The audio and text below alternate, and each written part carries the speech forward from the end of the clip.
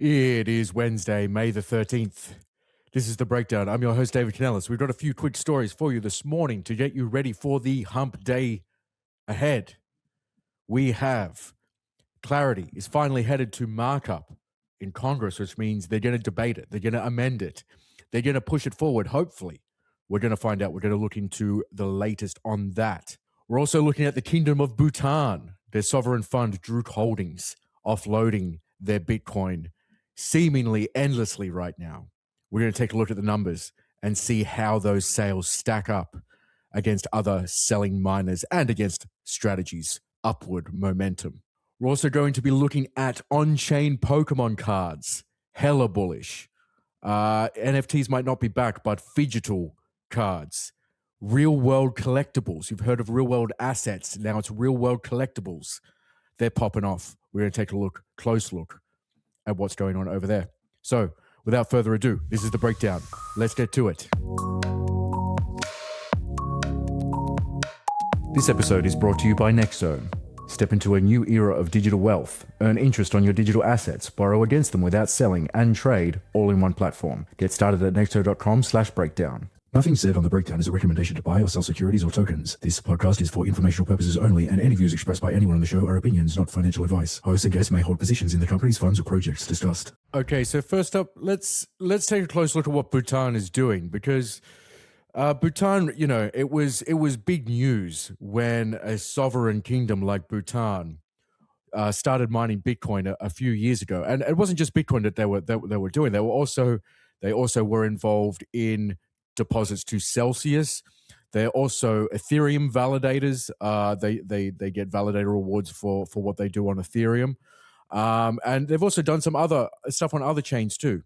So it's not just Bitcoin, but Bitcoin was by far and away the most high profile and attention grabbing activity that Bhutan was up to. And if you don't know, Bhutan is very rich in hydropower. So it made sense that they would start mining Bitcoin with some of the untapped energy associated with its hydropower facilities and natural resources. So since then, I mean, they built up quite a sizable war chest of Bitcoin in those years. We have Arkham up here on screen, which tracks their holdings. And we can see that at its peak, in July last year, their Bitcoin holdings were in excess of 1.4 billion, close to $1.5 billion worth of Bitcoin. So quite a lot of Bitcoin. And I mean, since then, you can see on screen that there has been a massive liquidation. And this isn't news to anyone that's been following this even somewhat closely. I think it was reported last month that they had already offloaded 70% of their holdings, which, I mean, it's a decent chunk. And so what I've done is I've just kind of taken this data from Arkham and plotted it onto my own chart, because the Bitcoin market is much bigger than just Bhutan. There's also miners offloading. Marathon is offloading a bunch of Bitcoin. A bunch of other miners are doing the same thing because they're pivoting to AI, to servicing AI companies, and they don't really need to hold the Bitcoin on their balance sheet if they want to fund those developments. But at the same time, we also have Strategy that has just started buying Bitcoin again after a brief hiatus. So I just wanted to plot all of these things together on the same chart, just so you could have some kind of visual context over how these flows are at least showing up to the eye, rather than just in the news headlines and in charts like this one, which they do show the value of Bhutan's holdings drop, but it doesn't plot that against the price of Bitcoin, and it doesn't really compare it to other flows of similar entities. So let's have a quick look. Okay, so you can see on my screen here, I've plotted the net flows of Bhutan by I think by fortnight against the price of Bitcoin in blue. So, and this is all the data going right back to 2021 when Bhutan started fooling around on chain. And this is just Bitcoin. So like I mentioned, that they were doing some stuff in Celsius. They're also doing some stuff with Ethereum. That stuff it's on a much smaller scale. They are actively receiving Ethereum validator rewards, at least over the past month or two, but it's on a much smaller scale than what it's doing with Bitcoin. So we can see that these are net flows, and it's not like Bhutan hadn't sold Bitcoin before. They had sold Bitcoin periodically, effectively, throughout the end of the 2021 bull market, and even at times through the bear market. But you can see that they mostly mined. They mostly had positive flows from their mining throughout even the bear market, and even as Bitcoin was going up towards the start of the 2024 bull market, around President Trump's victory in that election season. And all of a sudden, something changed. Something changed around July 2025, just as Bitcoin was reaching its peak. So, whoever is in charge of Bhutan's sovereign fund perhaps understood that Bitcoin had a high chance of topping around this time. And actually, their biggest offload came really just before the top. So I have to say that Bhutan managed to time the top almost perfectly. And since then, they've been selling quite regularly. Um, the biggest offload was clearly around October 2025. And the recent sales from Bhutan are only about on par with what they were doing when the market first peaked a few months before that November 2025 top. So this might give you some context of the trajectory of Bhutan's involvement in the Bitcoin market. Um, they aren't mining that much right now. They are effectively only selling. Step into a new era of digital wealth with Nexo, the premier digital assets wealth platform. Earn interest on your digital assets, borrow against them without selling, trade a wide range of cryptocurrencies, all in one place. Nexo is now available again in the US with an evolved product suite tailored to today's market. For a limited time, new US clients can unlock 30 days of exclusive Wealth Club Premier benefits, including enhanced interest rates, reduced borrowing costs, and up to 0.5% crypto cashback on trades. Get started today at nexo.com/breakdown. As always, investments in blockchain technology involve risk. Terms and conditions apply. Do your own research. So if we go back to Arkham and have a look at their inflows, we don't see any mining activity here. And perhaps there are mining addresses that Arkham has not added to its API that is reflected in the data that I'm showing on screen. But there is effectively no flows in here from any mining pools. Usually they would be mining through Ant Pool. But going back now 10 months, there are no inbound transfers from their mining activities. So at least from what we can see publicly, Bhutan has seemingly stopped mining Bitcoin and now are exclusively selling it. And we can see here, you can see what I'm referring to here. Titan Builder is paying out small amounts of Ethereum, small amounts of Ether to Bhutan, but it was never very much. It was only $50 worth of Ether at a time. So quite small scale operations there. Perhaps they were just dabbling and testing the waters, so to speak. So that's Bhutan. Now, I've actually plotted these against Marathon, big Bitcoin miner that's pivoting to AI, at least for some of its operations, and Strategy, which is, of course, the Bitcoin buyer in chief still. At least maybe BlackRock's ETF is rivaling it for that, but at least MicroStrategy is a single entity, we'll say that. So I have another chart here. Let's take a look at this. Okay, so and apologies if you're listening to audio only. I'm going to do my best to make it easy on you to follow along, even though you can't see what I'm showing on screen with the charts. So I've localized this data to just the past 2 years now. And so this is the flows of Bhutan against the price of Bitcoin. We can see again this massive dump around October of close to $500 million worth of Bitcoin. But Marathon, if we just add Marathon into the mix, we can see that they have also followed a similar trajectory as Bhutan. When Bhutan is selling, Marathon has also been selling. And actually, I mean, aside from that big dump from Bhutan in October, Marathon has actually been selling more Bitcoin than Bhutan, and continues to do so. And in the past few weeks, few months, they've actually been selling about the same amount of Bitcoin each. That might tell you something that perhaps no matter who you are, sovereign state or highly funded, publicly traded company, you are feeling the burn, so to speak, when it comes to the price of Bitcoin and overheads, and trying to make sure that everything on a whole remains hunky dory for you as a company or mining outfit, I suppose I should say. So for one, that's interesting, but and as bleak as this looks, that this selling coincides with the price of Bitcoin going down.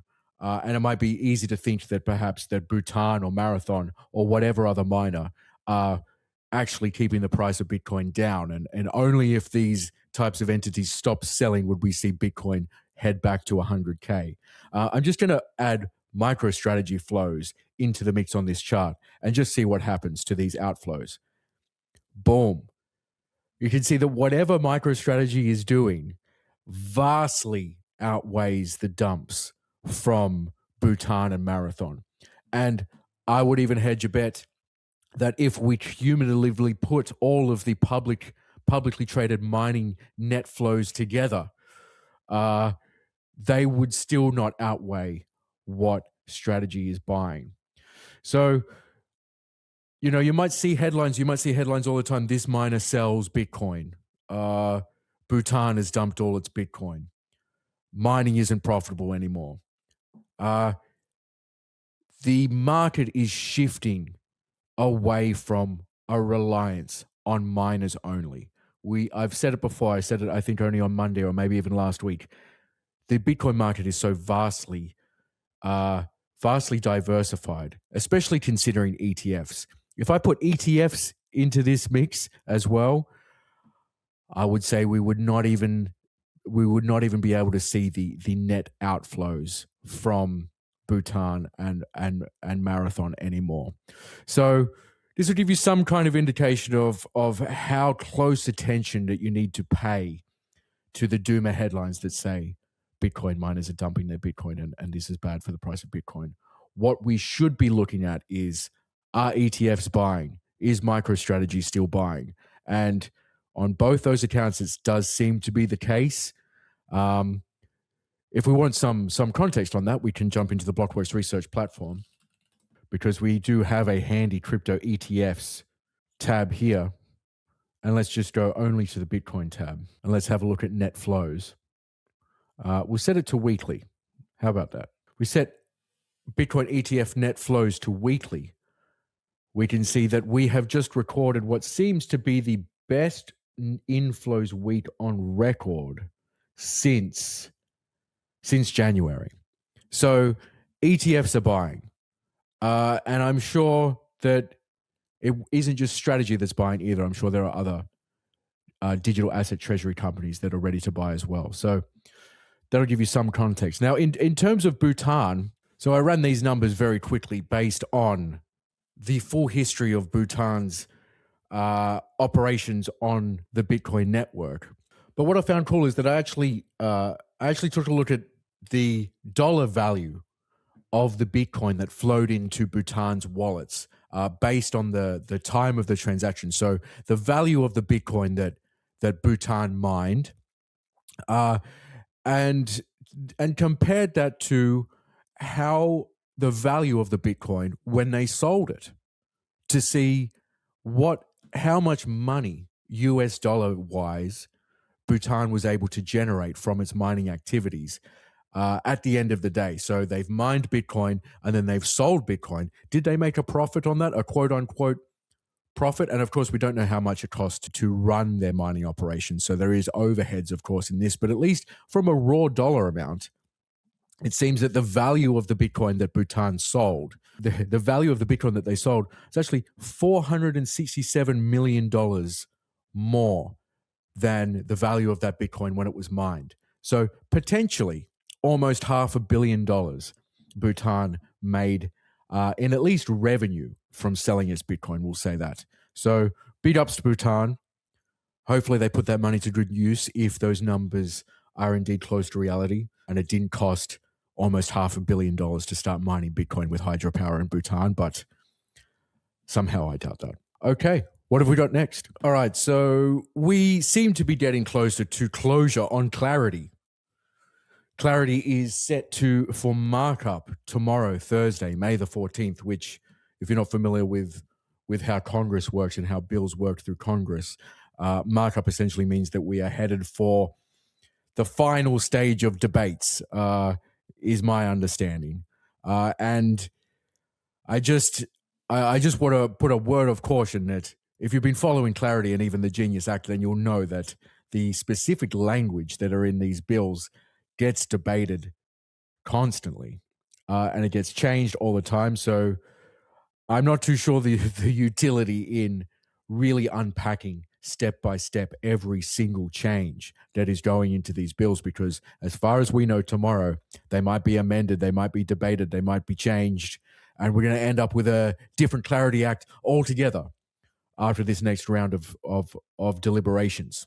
Let's take a moment to talk about Nexo. Nexo delivers a premier digital assets wealth platform designed to help clients build, manage, and preserve their wealth, earn interest on your digital assets, access crypto-backed credit without selling your holdings, trade with advanced tools, all supported by 24/7 client care. Now back in the US, Nexo offers new clients 30 days of exclusive Wealth Club Premier access. That means enhanced interest rates, reduced borrowing costs, and up to 0.5% crypto cashback on trades. Benefits typically reserved for Wealth Club members and private clients. Nexo is also expanding its global presence, becoming the official crypto partner of Tennis Australia, the organisation behind the Australian Open, and the digital asset partner of the Audi Revolut Formula One team. If you're ready to approach digital assets with a more structured wealth strategy, visit nexo.com/breakdown to get started. As always, investments in blockchain technology involve risk. Terms and conditions apply.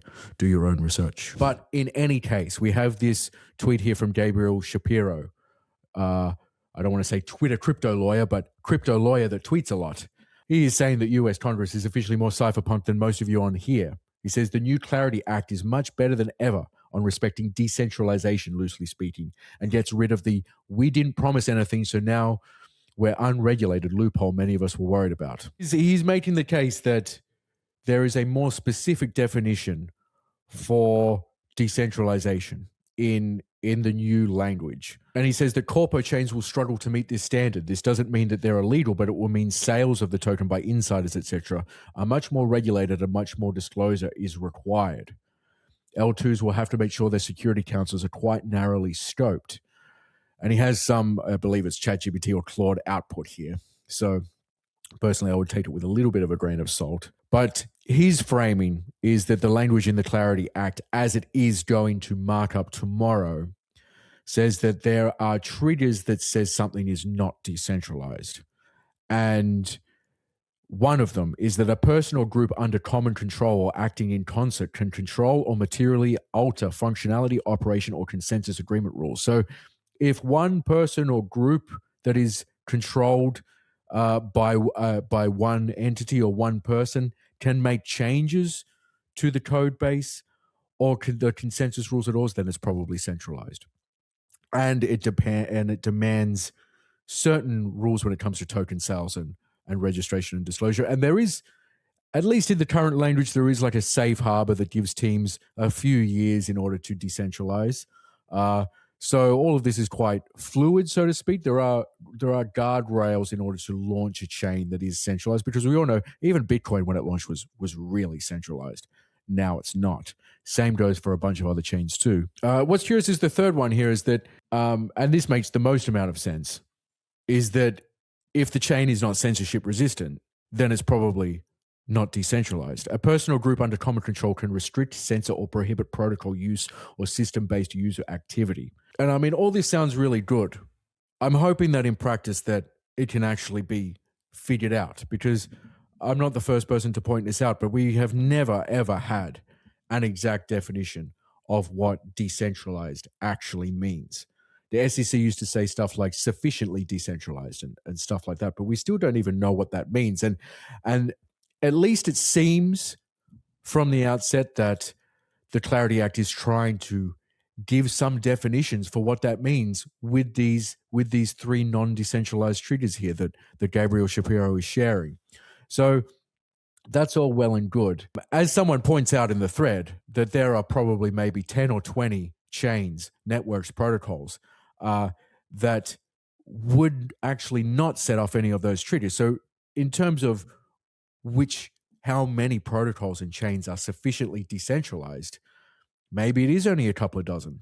That would make sense to me, considering how difficult it is to actually build up enough of a resilient decentralized network to where no, actually, no one entity is it can control it, even through proxies, that sort of thing. What I have historically always figured is that the most interesting projects are always the ones that do have robust decentralization. And so if you extrapolate interesting to worthwhile, then we know that sufficiently decentralized protocols cannot be regulated. The US government cannot regulate the Bitcoin network. The US government cannot regulate the Ethereum network. These are global networks with global scale that are impervious to what human law says. Now, there are on-ramps and off-ramps. There are functions within the crypto space that can be regulated when they do interact with these networks at points in time where they do connect with chain space. But that's very different than regulating the Ethereum network itself. There's no laws that demand Ethereum validators or Bitcoin validators must do this or must do that. It's always to do with money transmitter rules and how you handle the intersection of the fiat world and the crypto world. So at that point, to me, the most interesting and worthwhile crypto projects, crypto protocols, chains, are ones which will never be able to be regulated because the networks themselves are ultimately decentralized. If you take out one Bitcoin miner from the network, more Bitcoin miners will join in order to fill the gap. I am hoping that we can get to a point where it is the goal to sufficiently decentralize in order to escape the restrictions in the Clarity Act, in the Genius Act. And I know that it's very bullish for investors in the space, people operating the space, thought leaders operating the space to say that as soon as we get regulation, as soon as the Clarity Act passes, as soon as the Genius Act passes, we're going to see massive growth because we finally have an understanding of what regulators are going to focus on if they do start enforcement actions all over again. And having clear boundaries in which to operate in can only be bullish for the space. And on one hand, I do agree, but on another, just like what this tweet is saying, because I'll read this tweet out on screen. It's like, any idea why every project or protocol simply ignores these requirements? Is it that enforcement was deprioritized when Trump came into office? Any idea if that simply just carries on? Based on the above rules, there are no more than 10 or 20 projects in the entire industry that are clear. And Gabriel Shapiro replied, they're not requirements yet. Ultimately, all of this is tied to fundraising. After Clarity passes and is implemented, new projects will need to craft their capital raising strategies and will be much more likely to take these requirements seriously from the beginning as part of their planning. I do see how that could be the case. I worry that there are many projects, especially the most established projects, that are basically on the line between what these definitions of decentralization are and what was before, in that they were operating in this wishy-washy world of perhaps we are sufficiently decentralized. It would take a regulator to decide throughout a court case, as was the case with Ripple and so on. So we're probably fine. We'll just keep going until an enforcement letter shows up. Well, now we're going to have regulations that seems to be trying to define what decentralization means. There is clearly going to be a transitionary period where there will be a need to actually pay close attention to how decentralized are we really at all levels of the stack. I would love to know what the final language is, as the rest of the industry would, in the Clarity Act. What about multi-sigs? How many signers on a multi-sig that can change the code base? Do you need to be sufficiently decentralized? Is Hyperliquid sufficiently decentralized? We're going to find out, I suppose, or at least it seems that way. I also wouldn't be surprised if just this drags on for another 5 or 6 years and we have a regulator start trying to enforce these regulations all over again with messy court cases as we did, and we're essentially back to square one in terms of adherence to these types of rules in particular, because it does seem quite subjective at the end of the day, and you ultimately might need courts to decide. But hey, let's see how this plays out. We'll say that. Okay, on to the next one. Okay, so I thought I'd quickly touch on this because the topic of NFTs has come up quite a lot on the show lately. Originally, I had framed this as, well, it's NFTs or it's prediction markets. These are your two options. I mean, in the meantime, another option has emerged, and that is real-world collectibles. And I have Collected Crypt up on my screen here. And how this company works, there's a bunch like this. There's a lot of projects like this where you send in your physical cards if you want to trade them, and the company will scan them, upload them, keep them safe, and then tokenize them, and then allow you to trade them on their marketplace. And Collected Crypt is one of them. It runs on Solana, and it is really popping off. So I've got the marketplace on screen, and if you're familiar with, it looks like OpenSea. It looks like, trading NFTs, and it works exactly the same way, except you get to inspect the actual card that was scanned in into the system, which is quite cool. And it all runs on Solana. You can use USDC. You can also use credit card and Sol, but an overwhelming majority of transactions happens with USDC, with stablecoins. And I'll pull up the Blockworks research portal here. Let's have a look at how Collected Crypt is actually doing, because it's really growing quite well. So you can see this is on my screen here. This is the financials overview. So net revenue is really climbing, and this is in a weekly view. So last week was the third biggest week on record in terms of revenue. Whereas the end of April was the highest, when there was about $2.5 million worth of revenue flowing through the platform.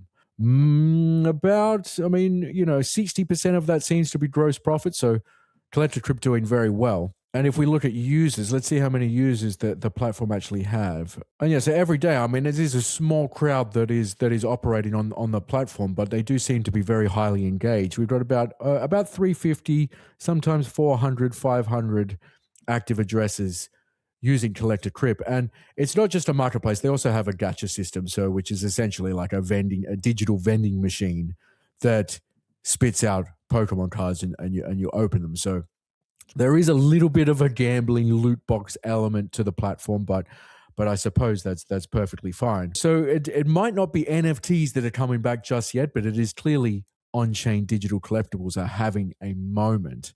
And it's not just Collected Crypt either.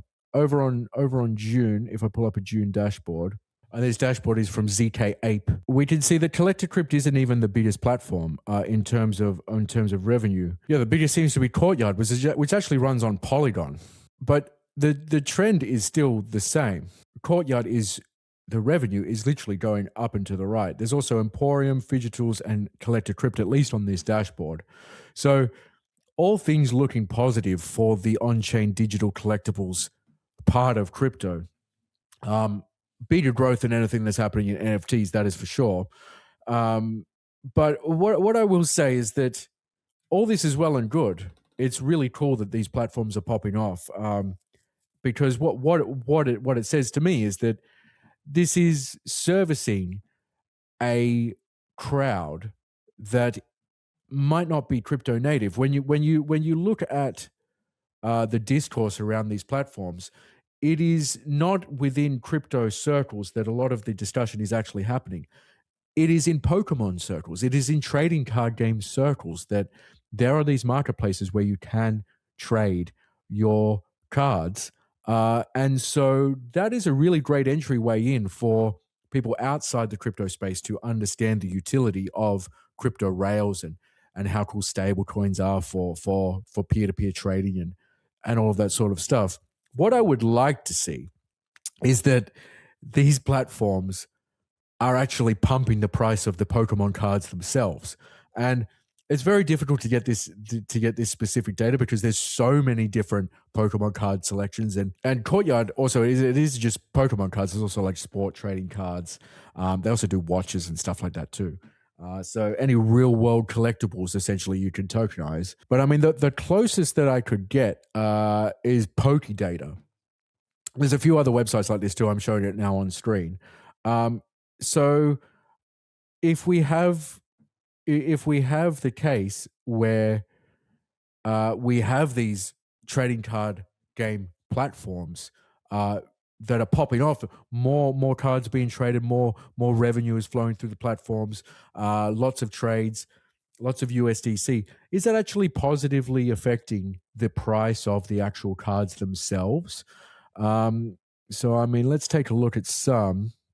We're looking at a Mega Starmie, and we can see that at least from from the end of April, there was a big spike up in the price of at least one of the grades in this particular card. But it's not like it was all the cards across the board that started pumping. Let's have a look. A Mega Clefable. Let's see how the price of that is. Seemingly nothing happening there. Let's look at the highest value cards. Okay, we're looking at a Meowth. And also, I mean, there is a slow rise in the price of this particular card.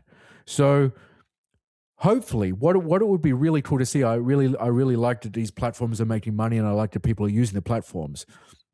What I want to see is, can crypto bring deeper liquidity for these cards, and does that deeper liquidity convert to higher prices across the board? Which from then, I have to say that there's nothing more that you could hope for in terms of crypto adoption and crypto projects, at least within the trading context, for real world assets and real world collectibles. Let's see if we can just find one of these ones. What else are we looking at? Let's look at Gengar. Cheaper card. Yeah, prices have stayed exactly flat.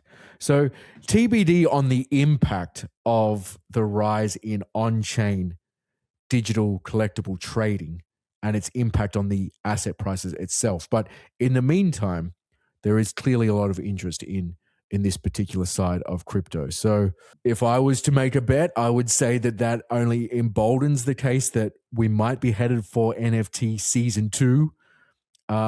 Especially if this kind of activity percolates and then people start to say, well, do we just need to trade physical cards? Can't we just trade pure digital art as well? And then all of a sudden we're off to the races. So this is just what I'm looking at this morning on Wednesday, May the 13th. Check back in on Friday for more headlines, more takes, and hopefully some more data. In the meantime, take care of yourselves. We'll catch you next time.